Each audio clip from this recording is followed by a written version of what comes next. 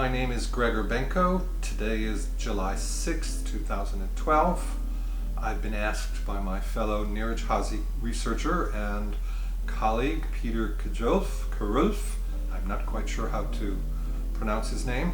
We've never met, but we've had quite a lively correspondence by email, to say a few things about the Hungarian pianist Erwin Nyiregyházi, who I had the opportunity to get to know and to record in a series of recording sessions and here play one live recital in the 1970s.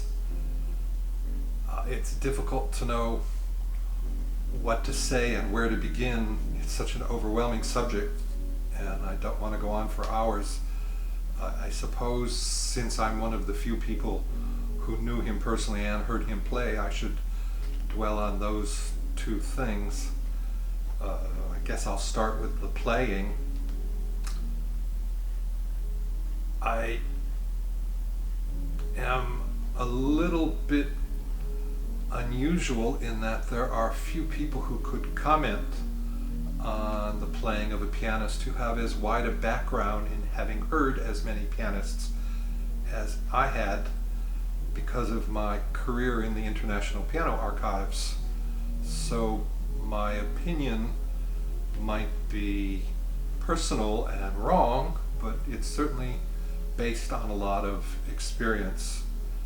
And I heard hundreds and hundreds of pianists, but I never heard anything like Nyiregyházi.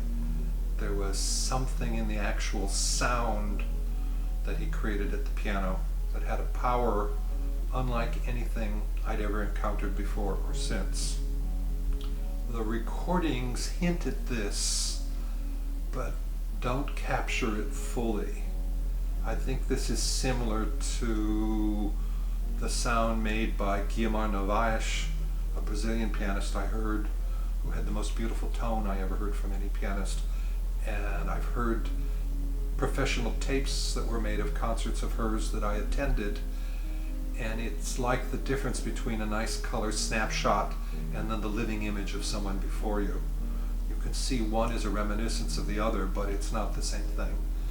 And I am here to testify that whatever you hear on the Nyiregyházi recordings, in person it was infinitely greater and infinitesimally more complicated and subtle.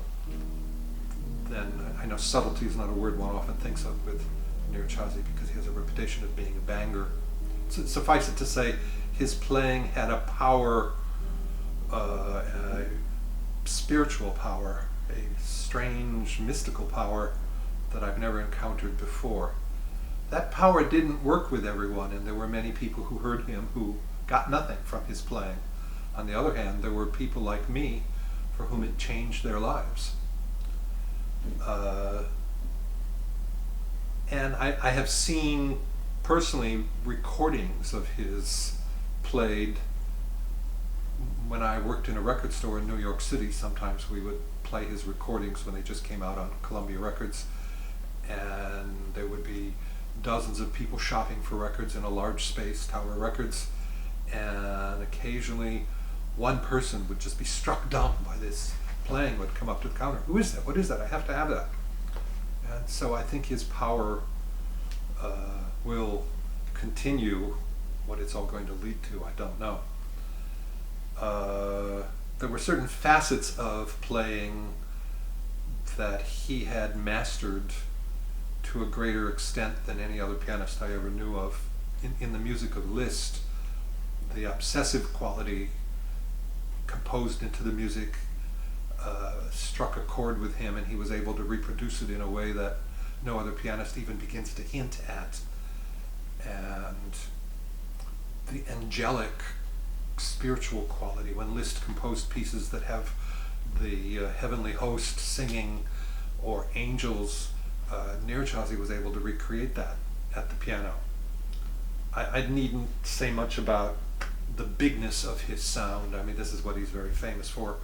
I heard Horowitz maybe 18 times. The only other pianist I ever heard in person who could compare with the actual bigness of Nyiregyházi's sound was Vladimir Horowitz, although once or twice I heard George Bolet come close to it. It was something uncanny because when you were present and observed him playing, his method of playing involved the greatest economy of motion that I'd ever seen of any pianist. He barely moved, his hands barely moved. One of the striking features about him was his hands. If you were to take one and put it in your palm, it was like a young girl's hand. It was small and pink and supple and fleshy and hardly what you would think the hand of someone who made these gigantic sounds.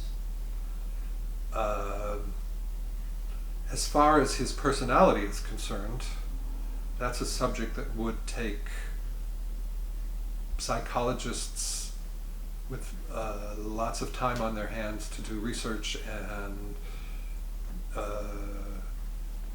would lead to I'm not sure what conclusions. He was the most difficult, complicated man I ever knew, and I had had quite a background in dealing with artistic types before I met him.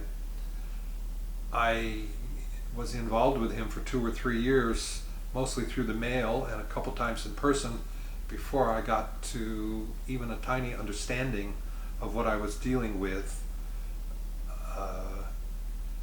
My conclusions after all this time are that the unusual features of his playing resulted from constant tension that he set up around him in his life.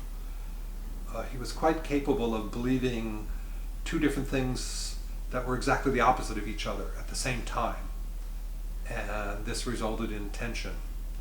He for instance, there's been quite a bit written about his devotion to his 9th wife, Elsie, who was dying of cancer, and his efforts to solve the problem. And in fact, it's his desire to raise a little bit of money to care for Elsie that he agreed to the first recording session I did with him.